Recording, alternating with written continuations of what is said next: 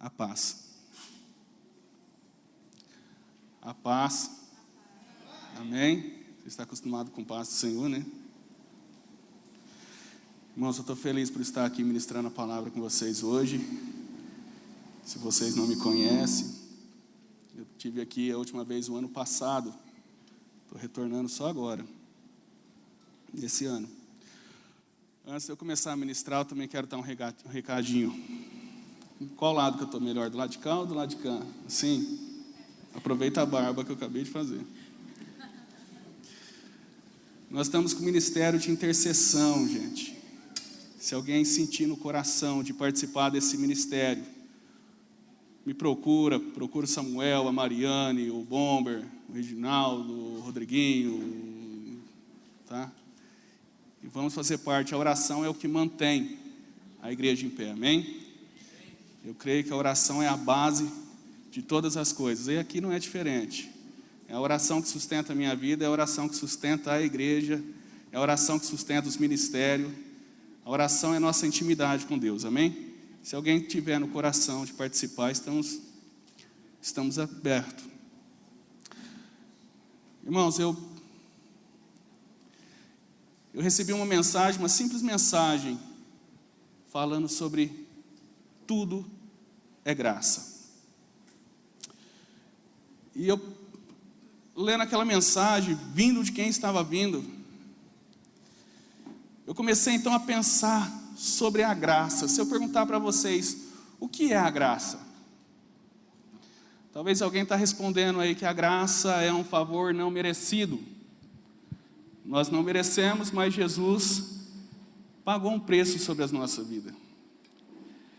E eu achei muito simples, simplesmente resumir a graça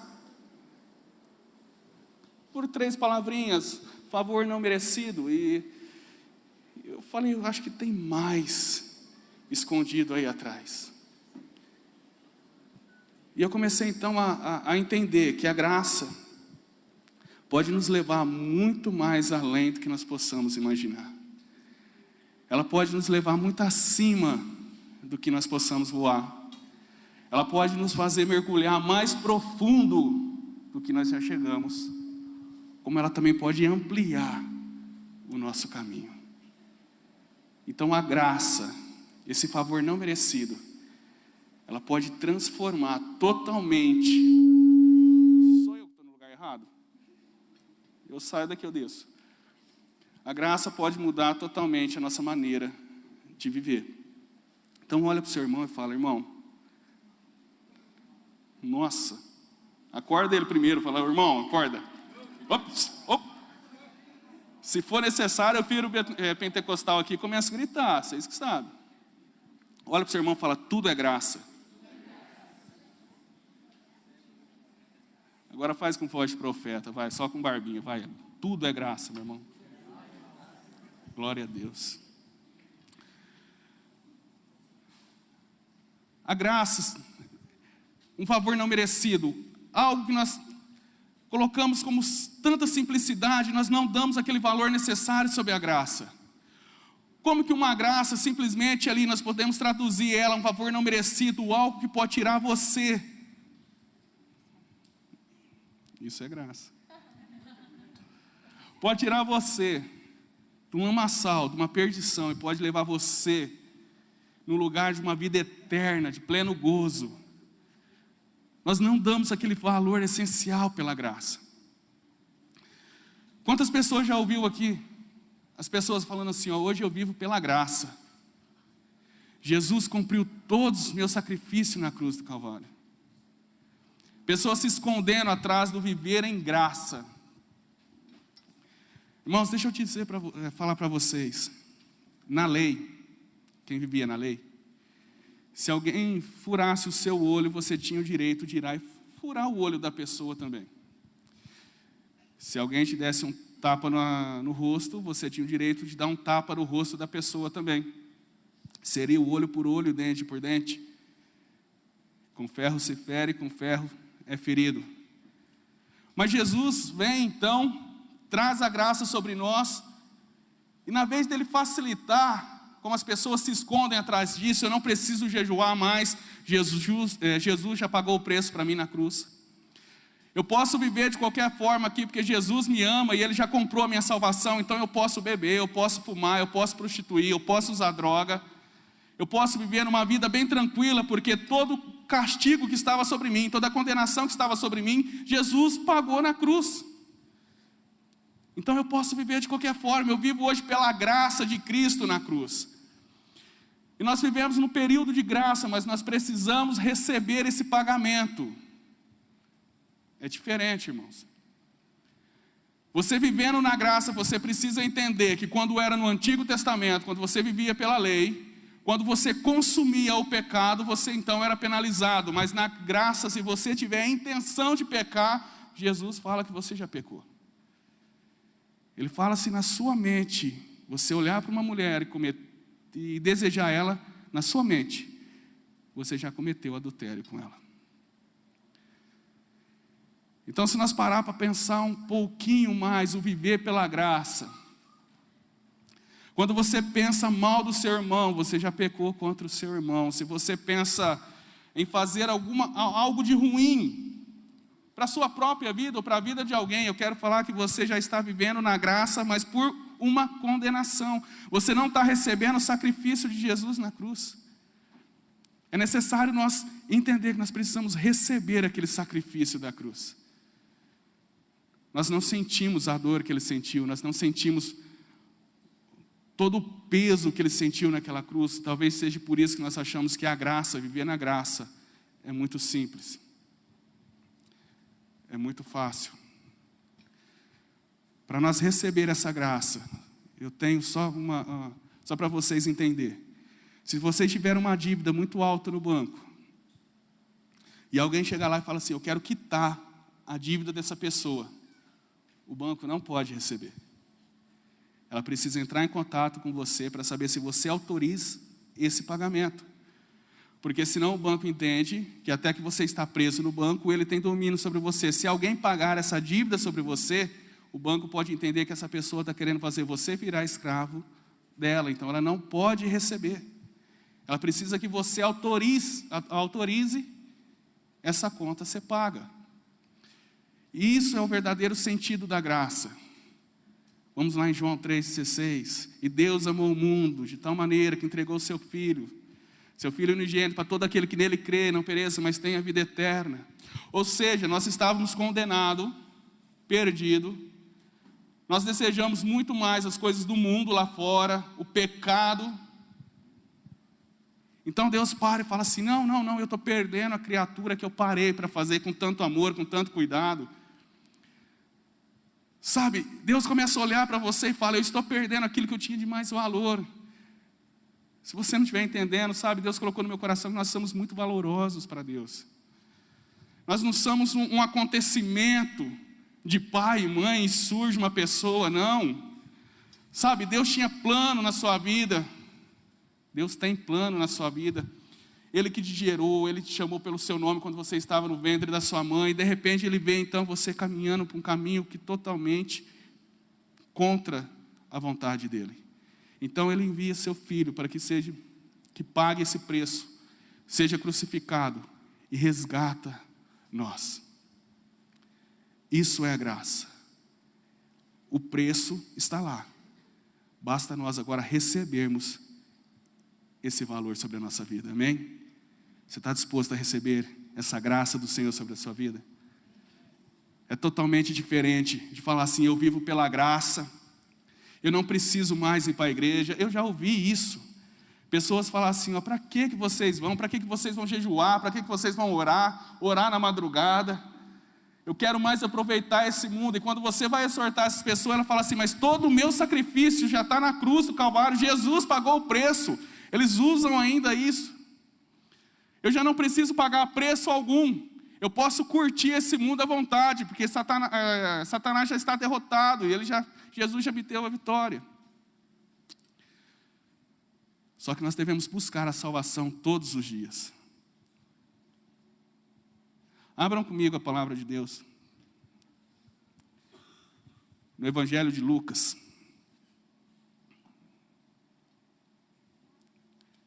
capítulo 4, a partir do versículo 14.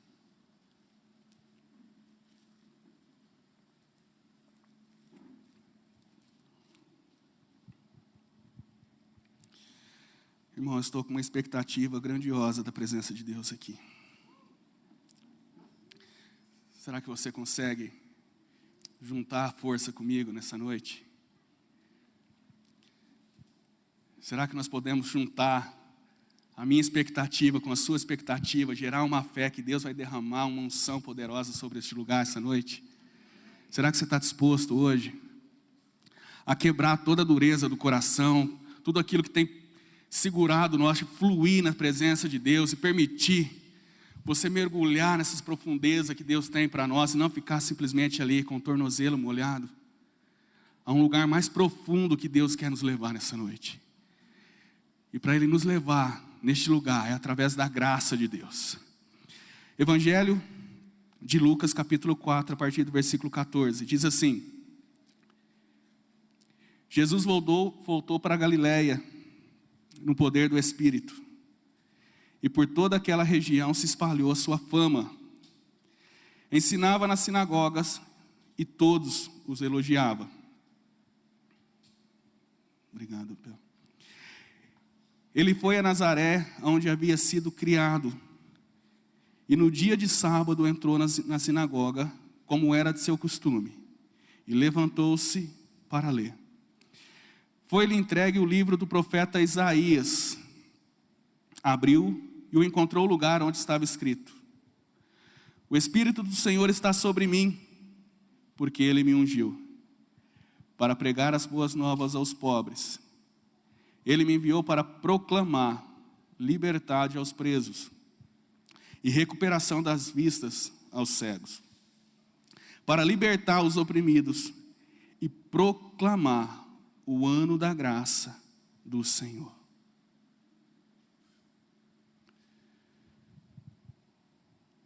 Reforça aí para você, ó. Repete comigo: e proclamar o ano da graça do Senhor. 20. Então ele fechou o livro, devolveu ao assistente e assentou-se.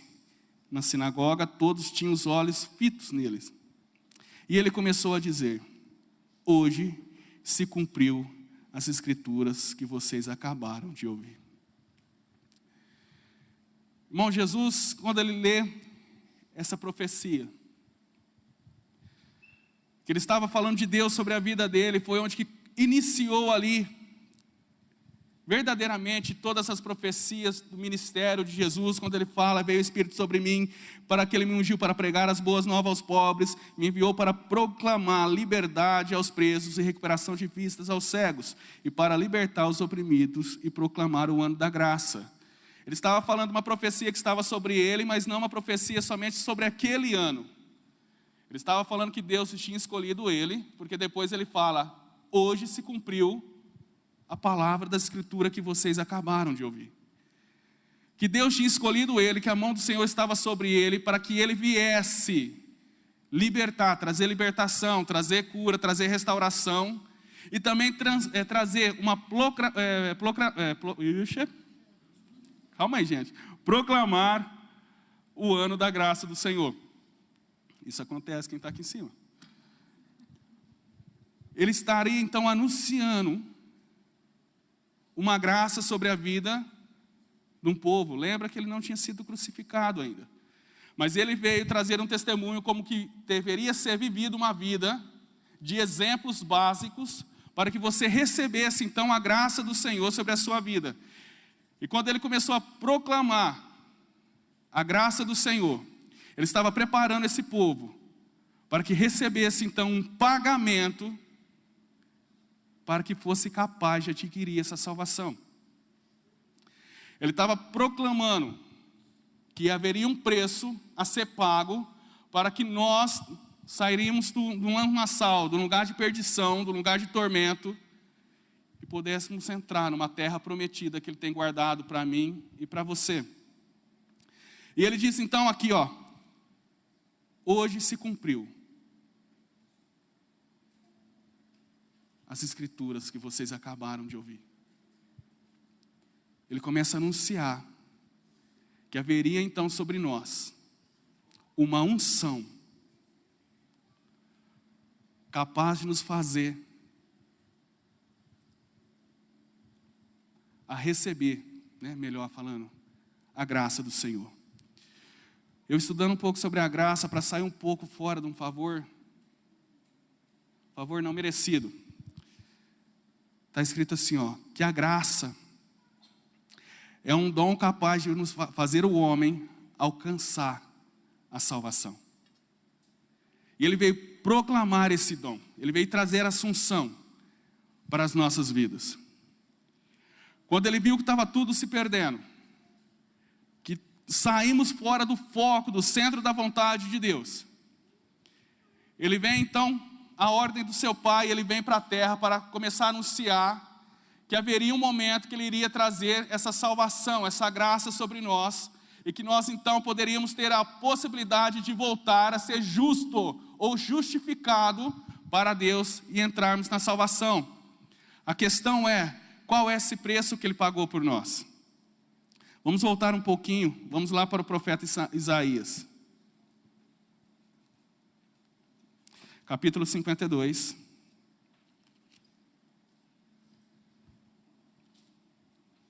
Eu quero ler o 1, o 2 e o 3. Colocaram? Diz assim,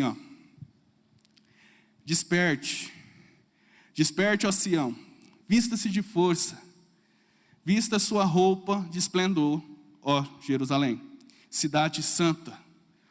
Os incircuncisos e os ímpios não tornarão a entrar por suas portas. Sacuda para longe a sua poeira. Levante-se, sente-se entronizada, ó Jerusalém. Livre-se das correntes em seu pescoço, ó cativa cidade de Sião.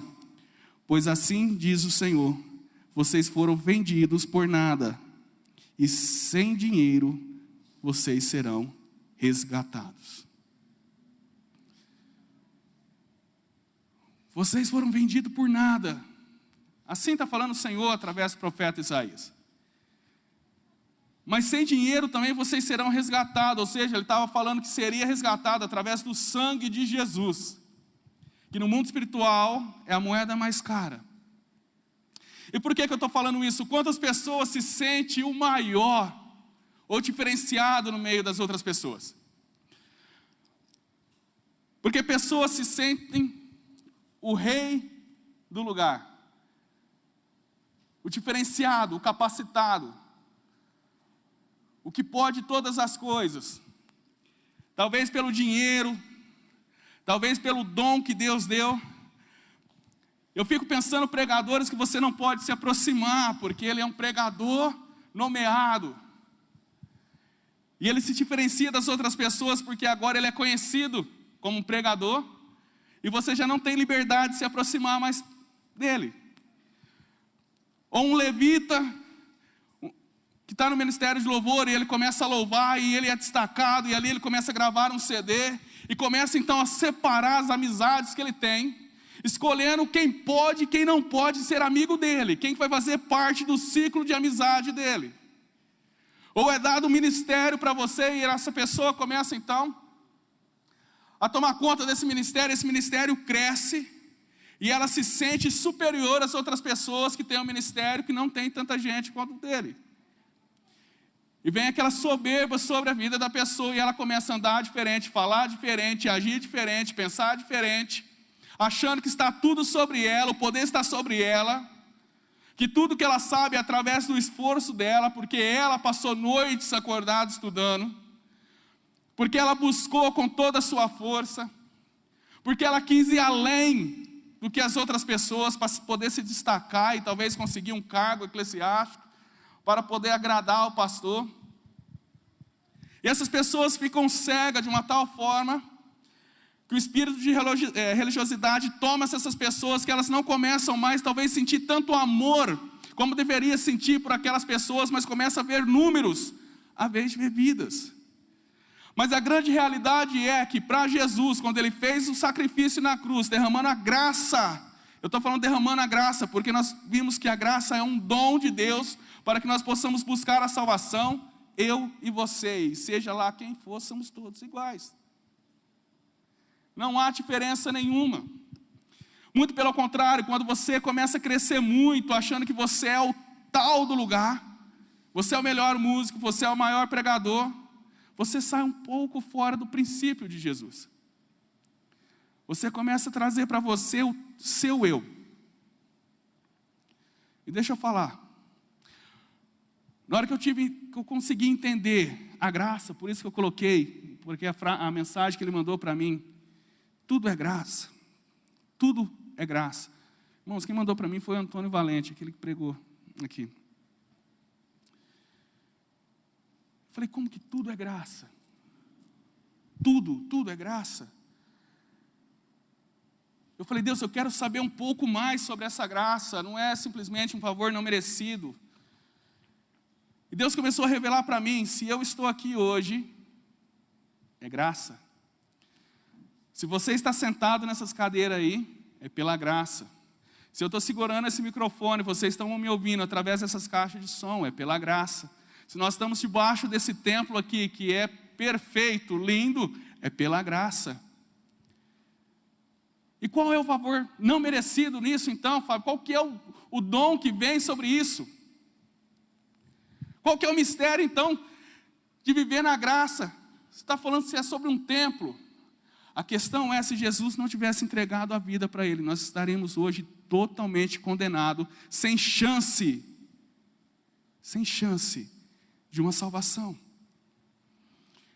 Então essas pessoas que se sentem o diferenciado no louvor, na pregação, no ministério, ou porque tem uma grande empresa, se ele tem tudo isso, ele teria que reconhecer que foi pela graça. Caso contrário, ele estaria na mesma condenação que todos estariam. Ele não teria nada. Eu preciso reconhecer que o que eu sei até hoje, que é bem pouquinho, foi pela graça de Deus. Eu fui alcançado pela graça. Cada um de nós aqui tem uma história, um começo. E se eu falar para você refletir então, quando você era criança,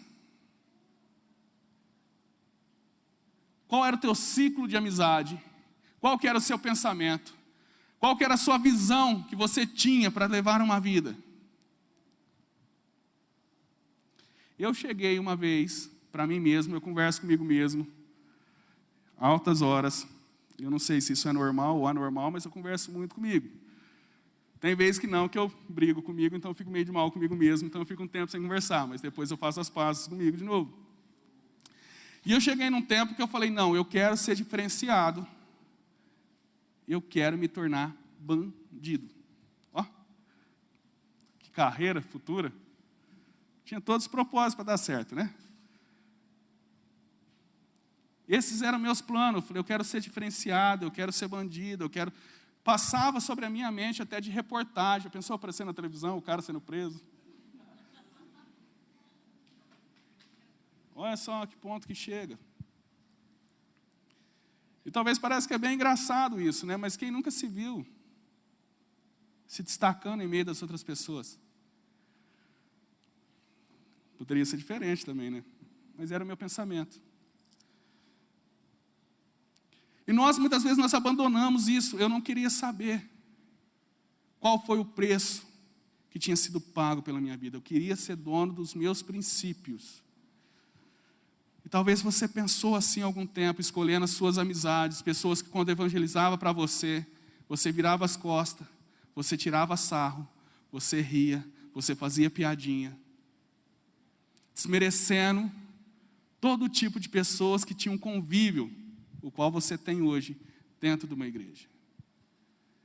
Eu tinha raiva de crente. Eu não gostava. É meio estranho falar isso, mas eu tinha um pouco até de nojo. Eu não conseguia conversar com pessoas que eram crentes. Acho que Deus falou, preciso te tratar. você vai virar um crente. Me colocou aqui no meio. Então eu pude entender que Deus me pega ali e trabalha na minha vida através de uma graça. E talvez Ele trabalhou na sua vida de uma forma que você não conseguiu entender. E por isso que você está aqui hoje. Qual que é o símbolo da graça? Falei, Deus, é muito difícil poder entender essa profundeza. Quando assisti alguma reportagem sobre estrupador na televisão, eu ficava louco de raiva. Eu não conseguia ver, eu transpirava, porque o Jack, como é conhecido, eles não são aceitos pelo povo, eles não são aceitos pela polícia, eles não são aceitos nem pelos próprios bandidos. Eu tinha raiva desse povo. E passou o tempo, eu me converti. E Deus falou assim, tem um lugarzinho na tua vida que você precisa ser trabalhado. E o Denis, então, me chama para começar a fazer parte do ministério no presídio. E eu fui, era na Fundação Casa, comecei a fazer parte com ele. Logo depois, nós fomos para Serra Azul. E chegando em Serra Azul, nós iríamos entrar na P2. E a P2 era a área dos estrupadores. E na hora que eu parei, eu senti algo no meu coração, falei, como que eu vou entrar ali dentro agora? Porque nós é muito valentão quando está do lado de cá da tela, né? Quantas vezes eu falei, nossa, se eu pego um homem desse, eu mato ele. Por que não põe eu fechadinho no quarto com ele? Mas lá dentro a maioria era eles. Lá era diferente. Eu parei, olhei aquilo e falei, Deus, eu não vou entrar. Como que eu posso entrar ali com o ódio que eu tenho?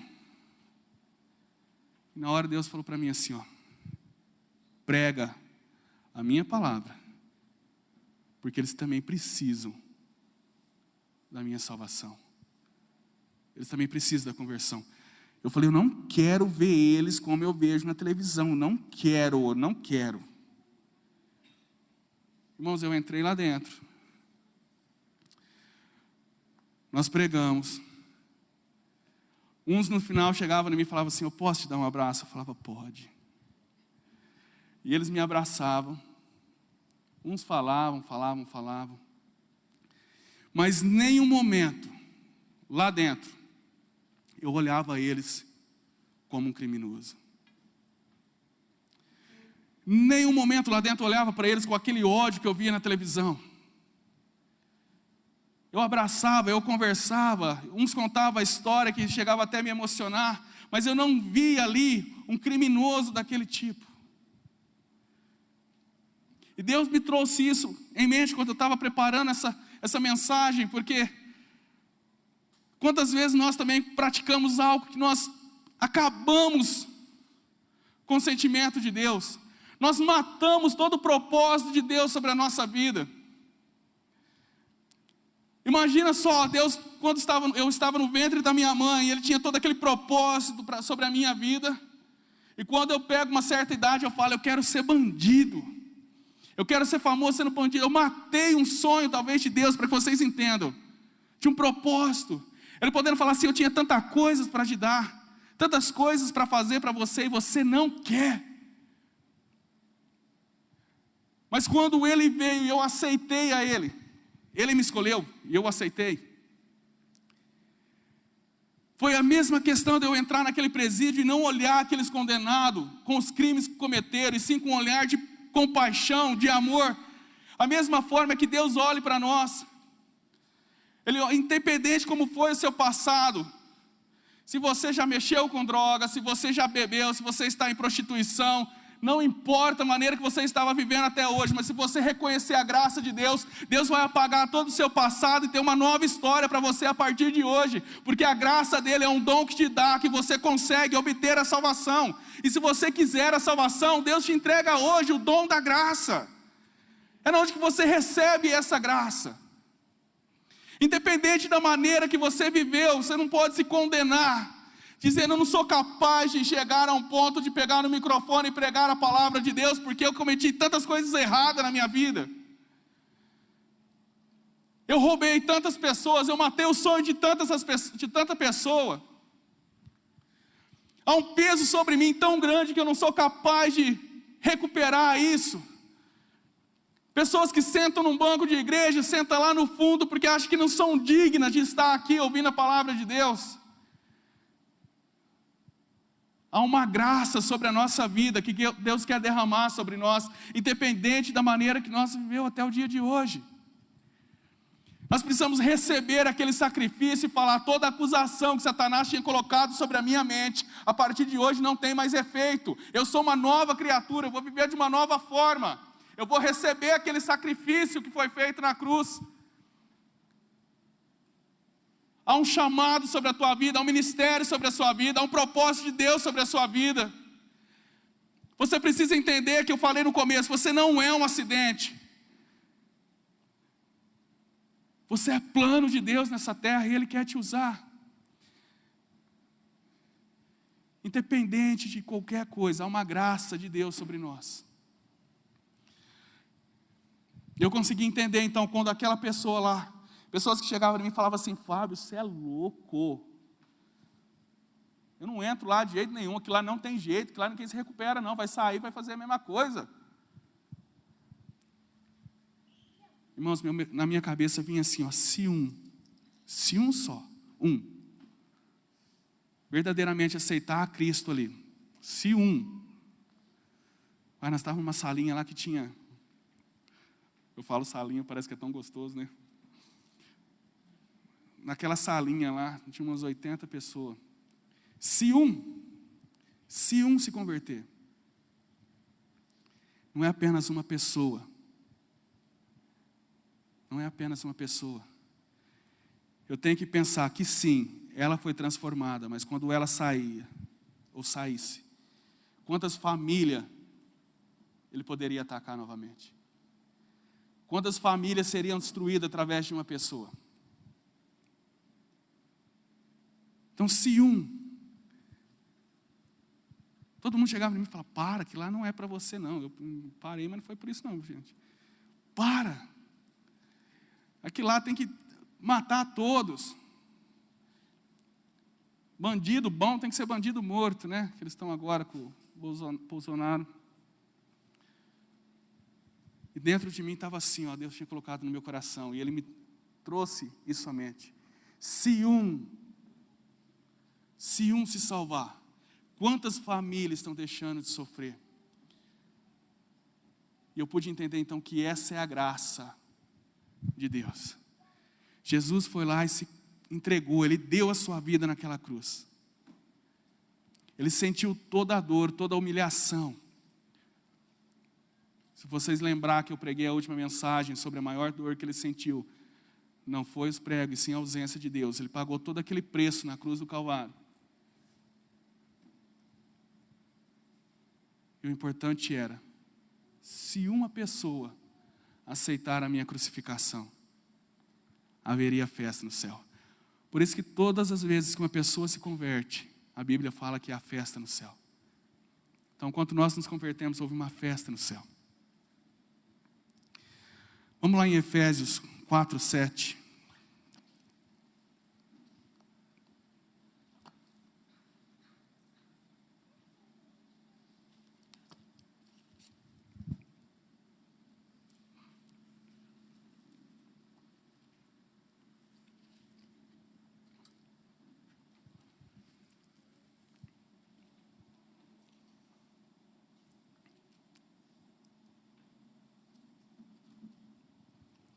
Diz assim, ó: e a cada um de nós foi concedida a graça conforme a medida repartida por Cristo.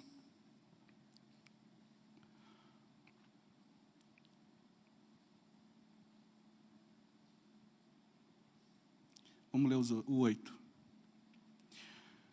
Por isso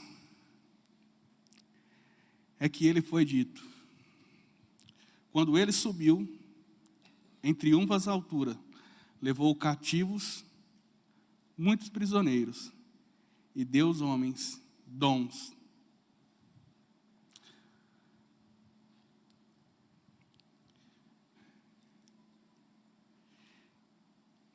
O 9, que significa ele subiu, senão também aquele que havia descido nas profundezas da terra. 10. E aquele que desceu é o mesmo que subiu acima de todos os céus, a fim de encher todas as coisas.